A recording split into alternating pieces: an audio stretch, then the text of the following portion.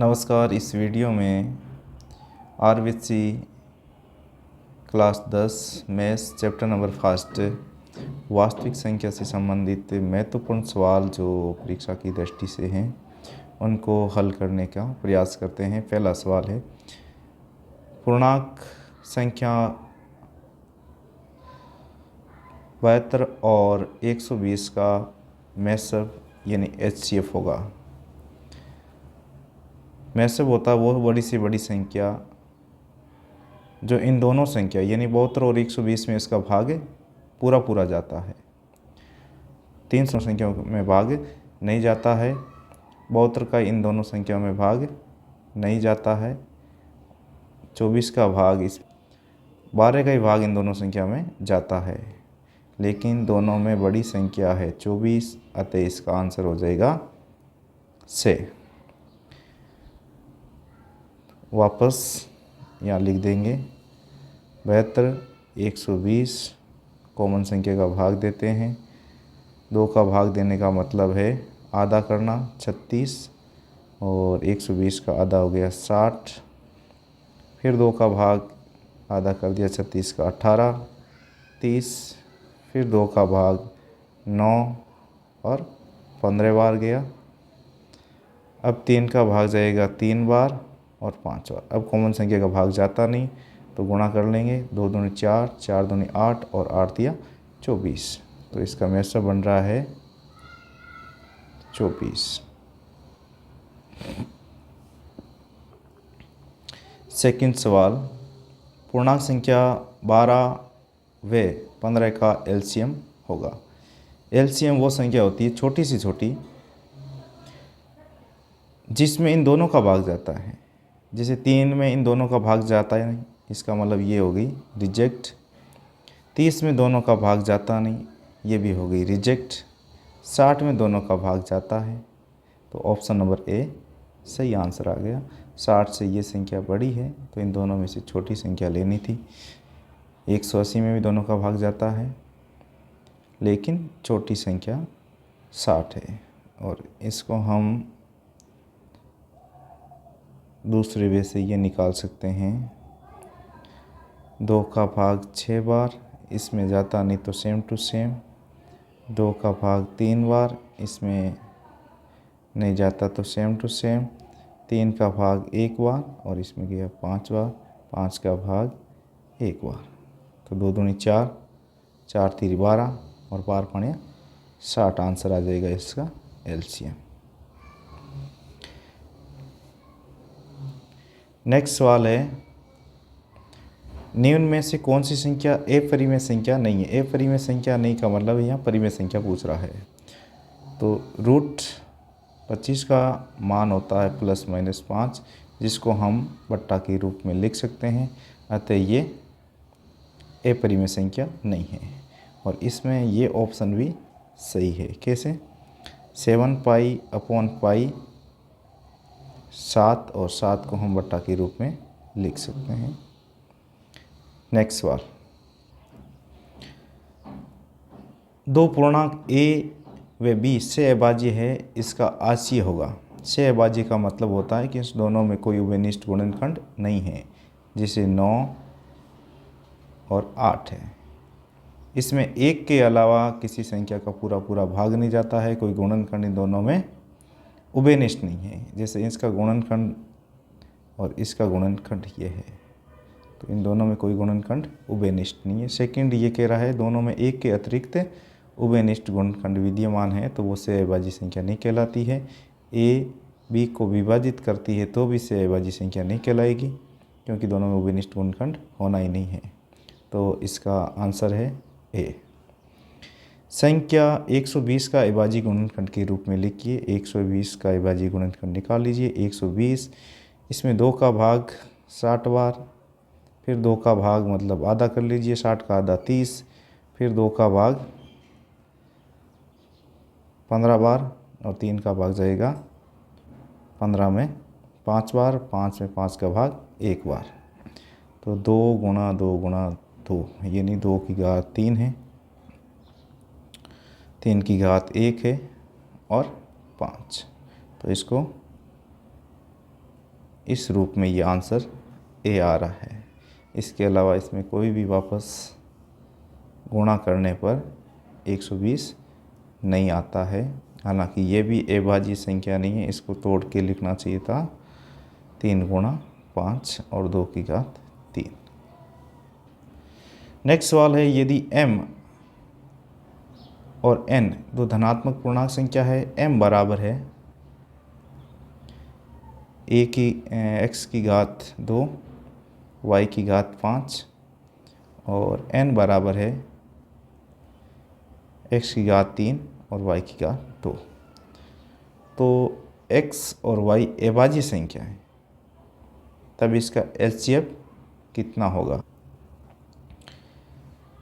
HCF होता है छोटी से छोटी कॉमन घात। यहाँ घात है x की 2 और यहाँ है 3, तो छोटी घात लेंगे x की घात 2, इन दोनों में y की घात छोटी है 2, तो आंसर हो जाएगा इसका A।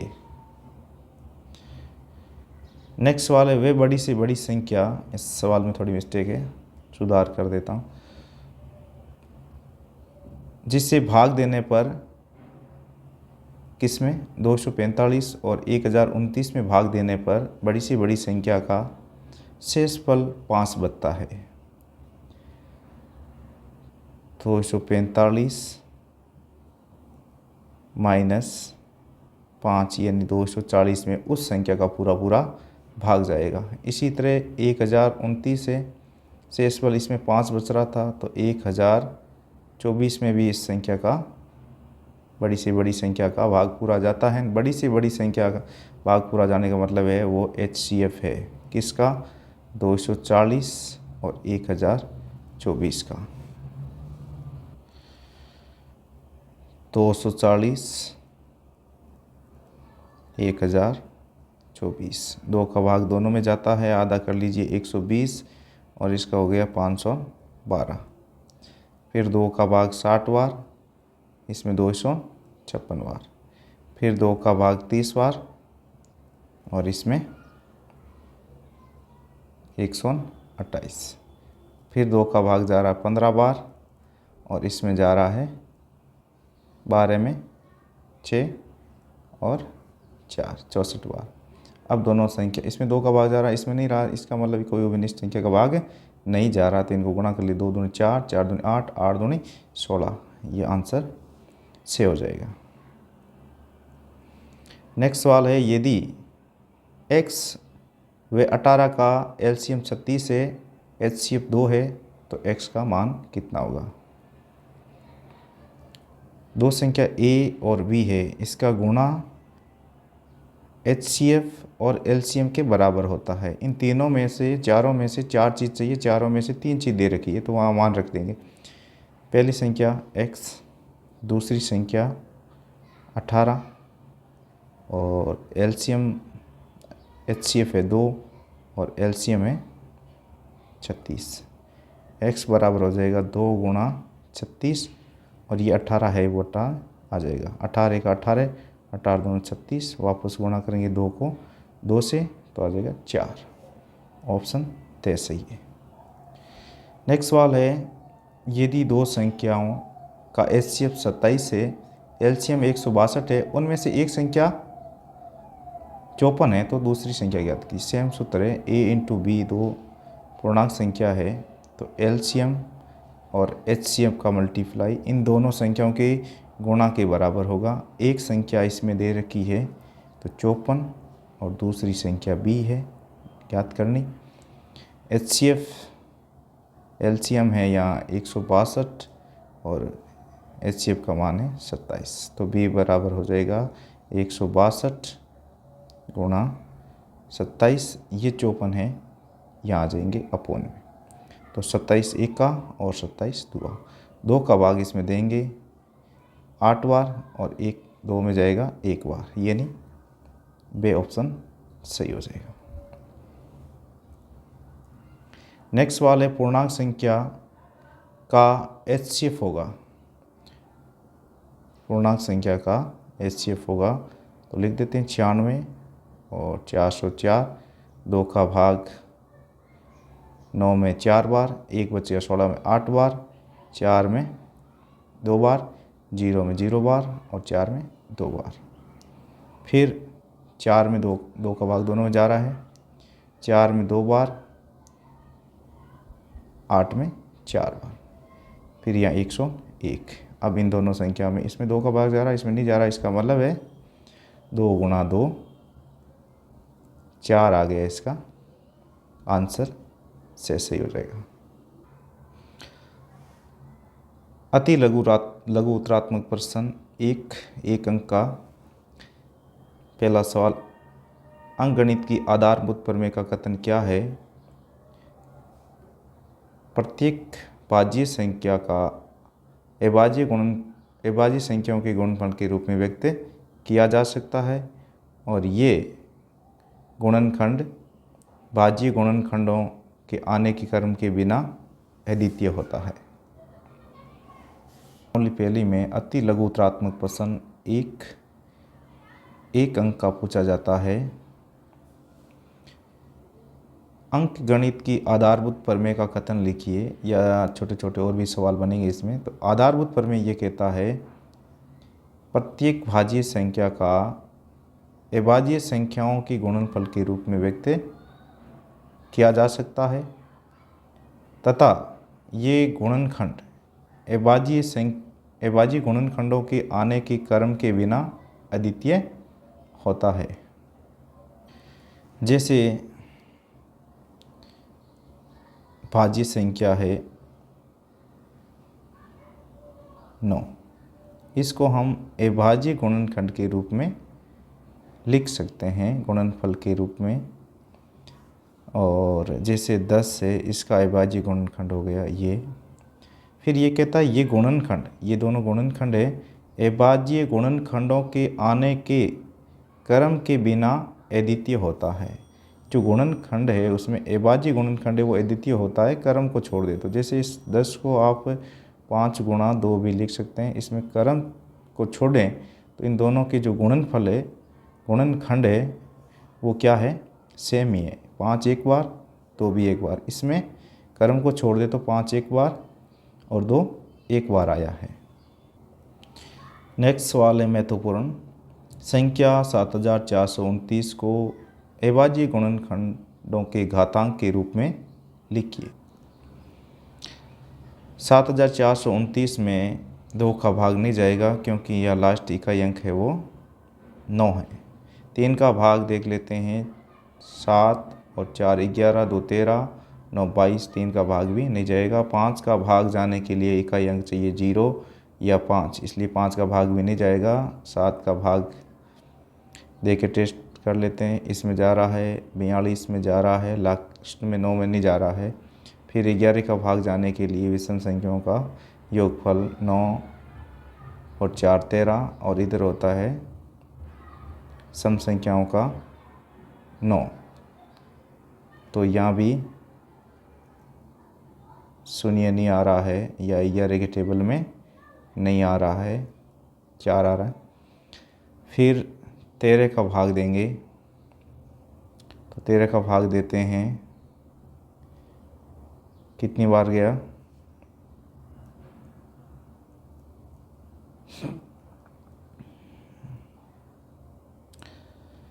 तेरह 5 65, पीछे बच गई 9 92, 13 7 91, पीछे 19 बच गया। 13 का भाग ही नहीं जाएगा। फिर देंगे 17 का भाग। 70 दूना 34, 70 चौक 68, 4 बार गया। 6 बच गए। 62 में 3 बार गया 51, पीछे 11 और 9 उतारने पर 19 में गया 7 बार। 437 में भाग 17 का देंगे वापस। 70 दूना 34, पीछे बच गए 9, 97 भाग जाएगा नहीं। फिर देंगे इसमें भाग, अभाज्य संख्या आगे 19 है, भाग 2 19 दूना 38, पीछे बच जाएगा 5, 57 भाग जाएगा 23 बार। 19 का भाग देंगे तो भाग गया 23 बार। 23 खुद अभाज्य संख्या है, अतः संख्या 7429 का अभाज्य गुणनखंड के घातांक रूप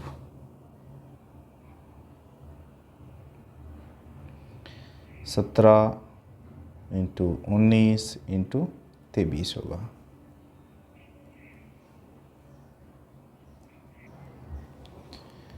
नेक्स्ट सवाल है, अभाज्य गुणनखंड विधि द्वारा 56 व 224 का मैसब ज्ञात कीजिए।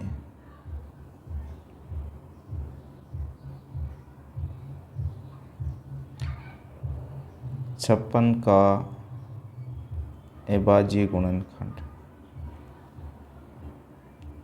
56 2 का भाग जाएगा 28 बार, 28 में 2 का भाग 14 बार, 14 में 2 का भाग 7 बार, तो हो जाएगा 2 × 2 × 2 × 7। इसको लिख सकते हैं 2 की पावर 3 × 7। 224 का अभाज्य गुणनखंड, 224 2 का भाग जाएगा इसमें 112, फिर 2 का भाग जाएगा इसमें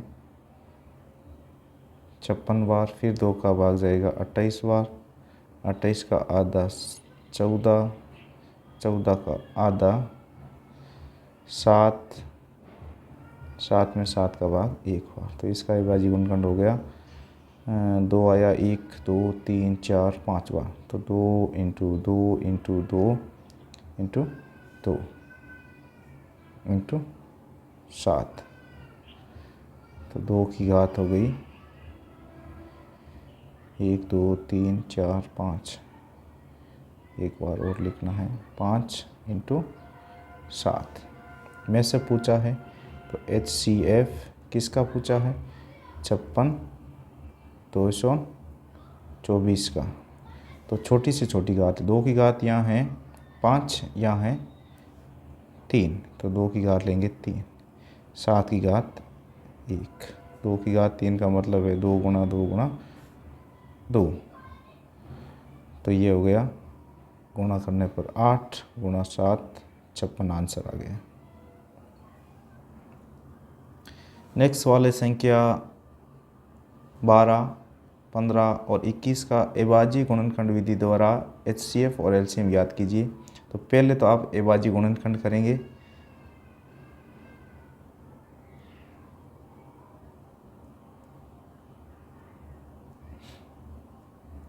बारह का अभाज्य गुणनखंड, 12 में 2 का भाग 6 बार, 6 में 2 का भाग 3 बार, 3 में 3 का भाग 1 बार, तो इसमें आ गया ये 2 × 2 × 3, यानी 2 की घात 2 और 3 की घात 1। 15 का अभाज्य गुणनखंड, 15 2 का भाग इसमें जाएगा नहीं, 3 का भाग जाएगा 5 बार और फिर 5 का भाग जाएगा 1 बार, तो हो गया 3 × 5, दोनों की घात 1 1 है।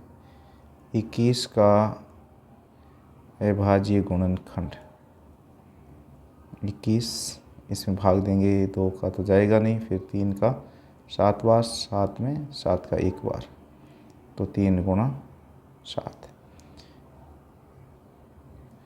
HCF किसका 12, 15, 21, तो छोटी से छोटी घातें ले जो सब में कॉमन हो। यहाँ देखो 3 की घात 1 है और यहाँ 1 है, यहाँ 1 है, सब में है।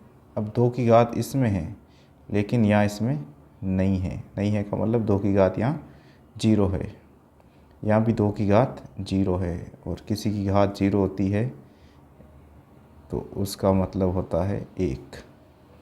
इसी तरह यहाँ और कॉमन है नहीं, तो HCF हो गया 5 इसमें है तो इसमें नहीं है, 7 इसमें है तो इसमें नहीं है, ऐसे करके HCF हो गया 3। एलसीएम होता है बड़ी से बड़ी घात किसका, 12, 15, 21 का। बड़ी बड़ी घातें ले तो 2 की घात, यहाँ 0 है तो यहाँ 2 की घात 2 है, बड़ी हो गई 2 की घात 2। 3 की घात तीनों में 1 है। 5 की घात बड़ी से बड़ी यहाँ 1 है और 7 की घात भी 1 है। 2 दूनी 4 गुणा 3 गुणा 5 गुणा 7, ये हो गए 4 तीरी 12 और 5 60। 60 गुणा 7 यानी 420 आंसर हो गया। नेक्स्ट सवाल है 5005 को अभाज्य गुणनखंड के रूप में व्यक्त कीजिए। 5005, 5 का भाग जाएगा 1 बार, फिर 0 बार, 0 बार, 1 बार। 5 के बाद इसमें 7 का भाग जाएगा 10 में 1 बार, पीछे 3 बचेंगे 30 में 4 बार, फिर बचेंगे 2 21 में 3 बार। फिर 11 का भाग जाएगा 14 में 1 बार और फिर 3 बचेगा 33 में 3 बार। फिर 13 का भाग जाएगा 1 बार। अतः 5005 का अभाज्य गुणनखंड है 5 गुणा 7 गुणा 11 और गुणा 13। प्रश्नावली 1 से संबंधित 2 नंबर का लघु उत्तरात्मक टाइप सवाल आएगा।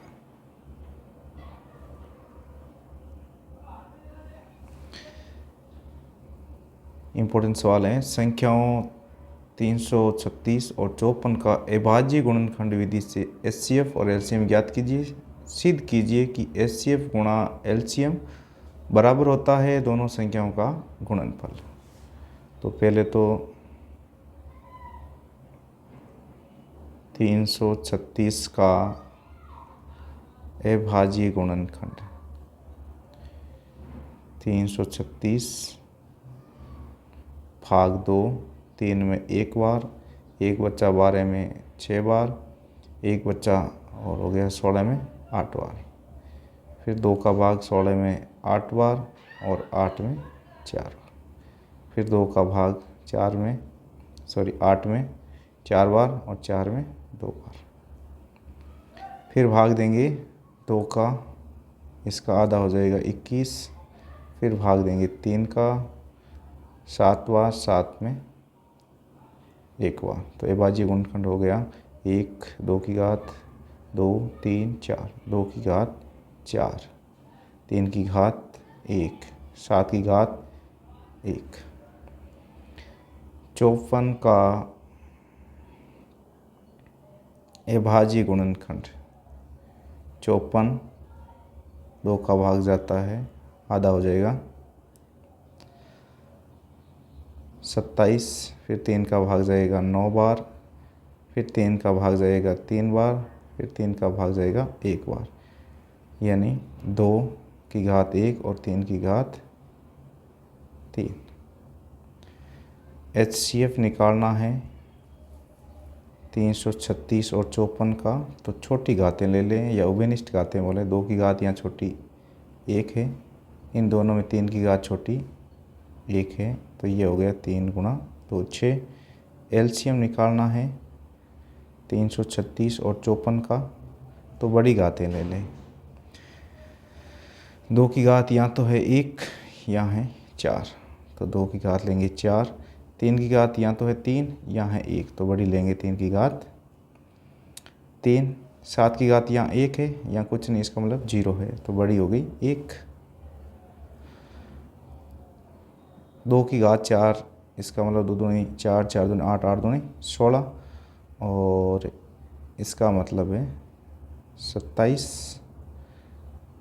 27 गुणा 7 होते हैं 189 इंटू 16, 16 नमा हो गया 144। हासिल 14 और 16 8 128 और 14 142 का 2 हासिल 14 और 16 का 16 और हासिल 14 30। अब सिद्ध करना है HCF इंटू LCM बराबर होता है दोनों संख्याओं का गुणनफल। तो लेफ्ट हैंड साइड ले लेते हैं। लेफ्ट हैंड साइड में HCF इंटू LCM, ये हो गया HCF आ गया आपका 6 और ये आ गया 3024। गुणा करेंगे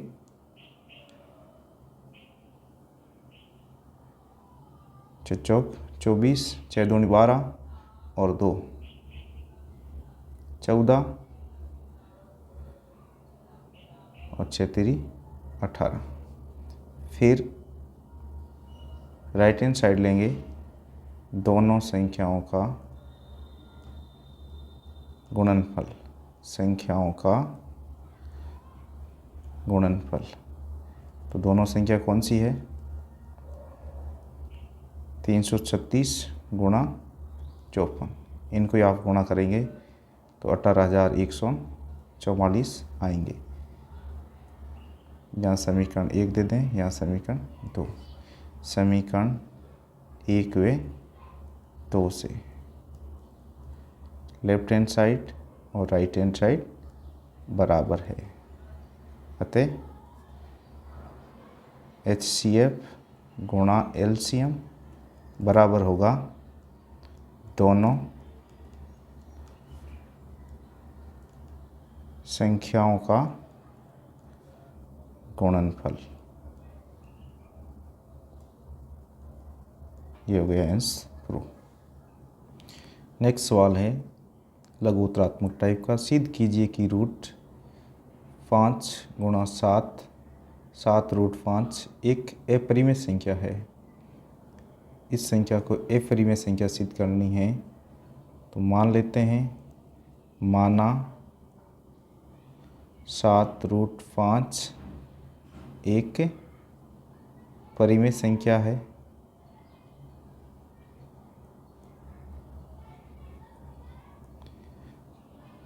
सात रूट 5 बराबर लिख देते हैं A/B, जहाँ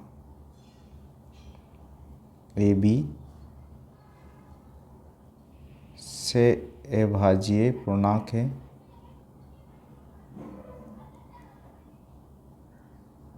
तथा B बराबर 0 नहीं है।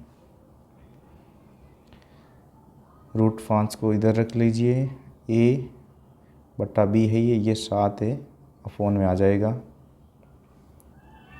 यहाँ A, B और 7 ये सभी परिमेय संख्या है या पूर्णांक संख्या है। इसका जोड़ बाकी गुणा भाग करने पर राइट हैंड साइड वाला पूरा परिमेय संख्या आएगा। इसलिए रूट 5 परिमेय संख्या है।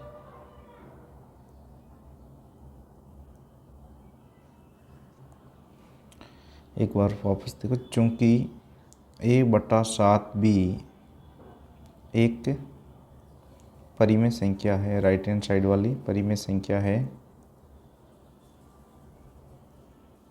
अतः रूट इसके बराबर यही है। तो रूट 5 एक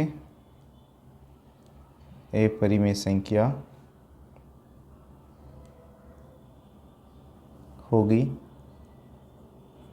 रूट 5 एक अपरिमेय संख्या होगी जो कि इस तथ्य का विरोधाभास है कि रूट 5 एक अपरिमेय संख्या है।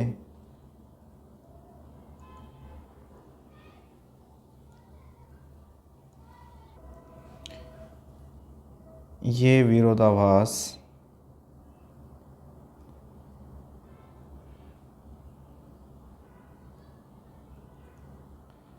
हमारी गलत परिकल्पना के कारण हुआ, अतः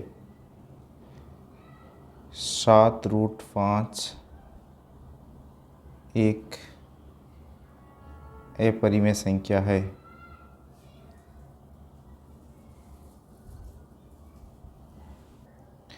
नेक्स्ट सवाल है, सिद्ध कीजिए कि √3 एक अपरिमेय संख्या है।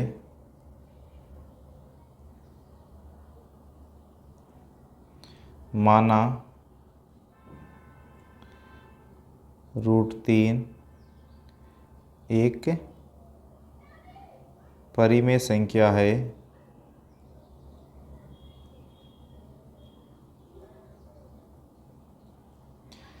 परिमेय संख्या को बट्टा के रूप में, जैसे कि यहाँ a/b के रूप में लिख देते हैं, और यहाँ a b से अभाज्य संख्या है, से अभाज्य पूर्णांक है, और b बराबर 0 नहीं है। वर्ग करने पर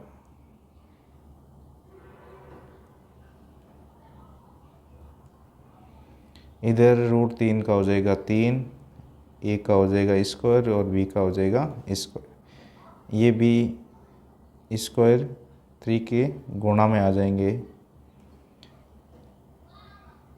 बराबर a स्क्वायर।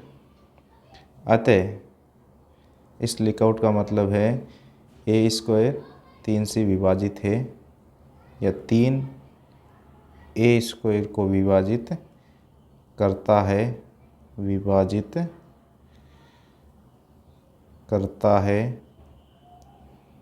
इसलिए 3 1 को भी विभाजित करेगा, स्क्वायर को विभाजित करता है तो उस संख्या को विभाजित करेगा। और मान लेते हैं a को c बार विभाजित करता है, यानी a बराबर 3c। ये मान है, या समीकरण 1 दे दे तो 1 में रखने पर क्या हो जाएगा, 3b स्क्वायर बराबर a की जगह रखें 3c का स्क्वायर, 3b स्क्वायर बराबर 3 का स्क्वायर 9 और c का स्क्वायर। 3 से एक बार कटा या 3 बार, यानी b स्क्वायर बराबर 3c स्क्वायर। और इस लिखआउट का मतलब है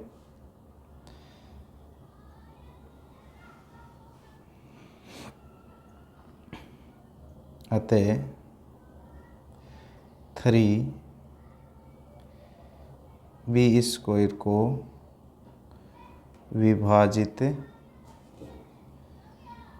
विभाजित करता है, इसलिए 3b को भी विभाजित करेगा, विभाजित करेगा। अतः a व b में कम से कम एक उभयनिष्ठ गुणनखंड आ गया 3। उभयनिष्ठ गुणनखंड 3 है, परंतु ये जो माना था उसका विरोध करता है। ये इस तथ्य का विरोध करता है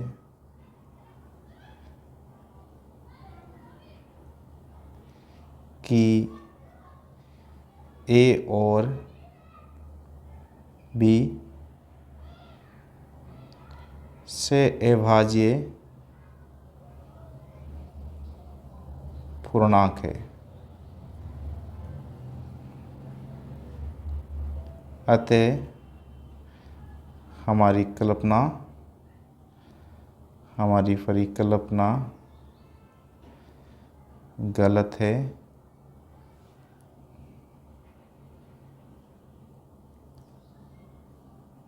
इसलिए √3 एक अपरिमेय संख्या है।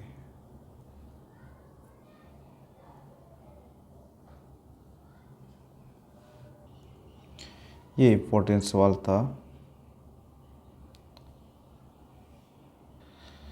नेक्स्ट सवाल है,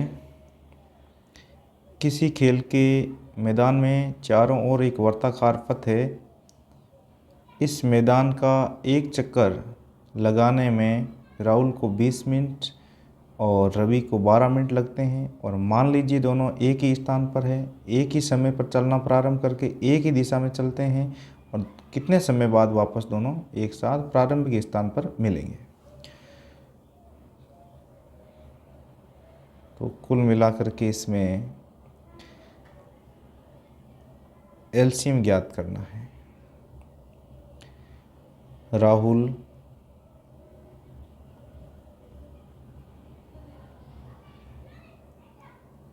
मैदान का, यहाँ से लाइन उठा रहा हूँ, राहुल मैदान का एक चक्कर लगाने में समय लेता है। राहुल मैदान का एक चक्कर लगाने में समय लगाता है बराबर 18 मिनट। रवि मैदान का एक चक्कर लगाने में समय लेगा 12 minute. Same to same line लिखनी है। दोनों प्रारंभिक स्थान पर मिलेंगे। दोनों प्रारंभिक स्थान पर मिलेंगे बराबर LCM ऑफ 18 एंड 12।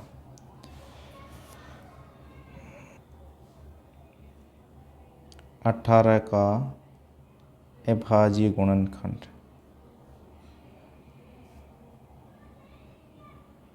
सीधा ही निकाल ले, या फिर 18, इसमें 2 का भाग गया 9 बार, 3 का भाग गया 9 में 3 बार, और फिर 3 में 1 बार, तो 2 गुणा 3 आया 2 बार, यानी 3 ज्ञात 2।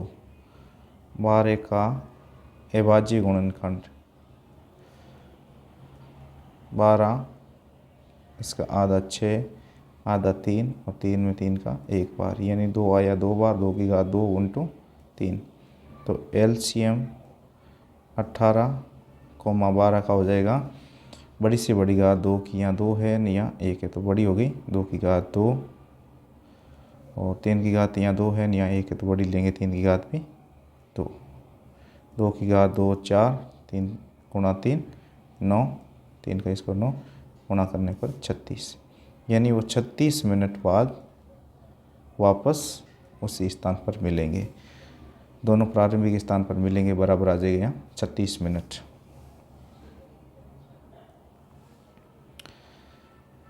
नेक्स्ट सवाल है,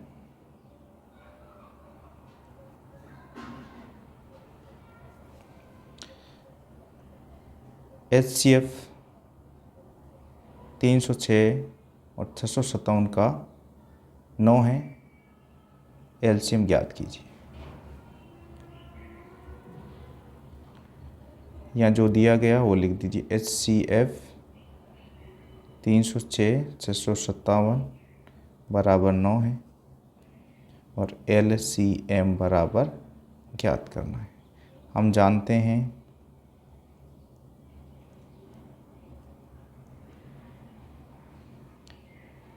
तो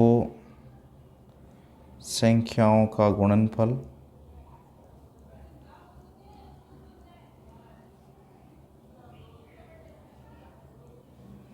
बराबर HCF इंटू LCM। दो संख्या कौन सी है? 306 गुणा 657, और HCF है यहाँ 9 गुणा एलसीएम ज्ञात करना है तो सेम टू सेम लिख दीजिए। एलसीएम या इधर वाला पार्ट है 306, 657 और ये 9 है, वो आ जाएगा बट्टा 9 का भाग एक बार और इसमें 30 में 3 बार और फिर 3 बचा 36 में 4 बार। इन दोनों को गुणा करेंगे तो 22,338 चौथी और 657 को गुणा करने पर एलसीएम आ जाएगा किस किस का, 306 और 657। Thank you for watching video. कुछ ऑब्जेक्टिव टाइप की क्वेश्चन और ले लेते हैं इसमें। √2, √3, √5 इत्यादि अपरिमेय संख्या है, इसमें आप 5 को भी ऐड कर लीजिए, ये भी अपरिमेय संख्या है। और एग्जांपल ले देता हूँ, जैसे 3.3003 और ये आगे करके ऐसे चलता जाता है अनंत तक, तो ये भी एक अपरिमेय संख्या है। निम्न में से कौन सी संख्या एक अभाज्य संख्या है? अभाज्य संख्या में खुद और एक के अलावा किसी का भाग नहीं जाता है, या 5 का भाग जाता है 25 में, 16 में 2 का भी जाता है, 8 का भी जाता है, इसमें 3 और 5 का भी जाता है। इसका आंसर ए सही है। 29 में 29 और खुद एक के अलावा इसमें भाग नहीं जाता है। निम्न में से एक अपरिमेय संख्या नहीं है, तो यहाँ ऑप्शन दे हो जाएगा। ±5 आता है, ये एक परिमेय संख्या है, बाकी सभी अपरिमेय संख्या है। ये दोनों संख्या अंडरवुड में जो संख्या या जिस संख्या का पूरा पूरा वर्गमूल निकलता है वो सभी की सभी अपरिमेय संख्या है, ये भी अपरिमेय संख्या है। नेक्स्ट, वास्तविक संख्या होती है परिमेय और अपरिमेय दोनों संख्या। नेक्स्ट संख्या है 5.2372, ये परिमेय संख्या है क्योंकि इसको भी बट्टा के रूप में लिख सकते हैं। जैसे यहाँ पॉइंट को हटा दिया और 4 जीरो नीचे लगा दिया।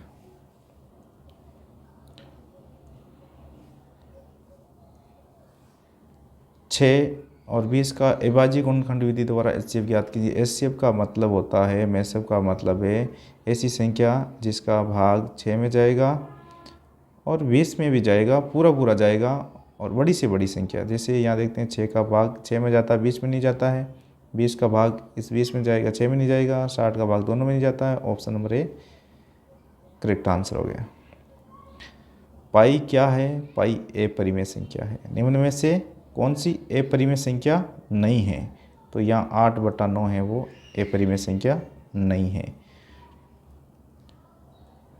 5 - √2 ये भी एक अपरिमेय संख्या है क्योंकि यहाँ √2 है और इसका सीधा सीधा वर्गमूल निकलता नहीं है। जैसे और एग्जांपल देता हूँ, 5 गुणा √2 ये भी अपरिमेय संख्या है। यहाँ भी 2 √2 नहीं 18 है।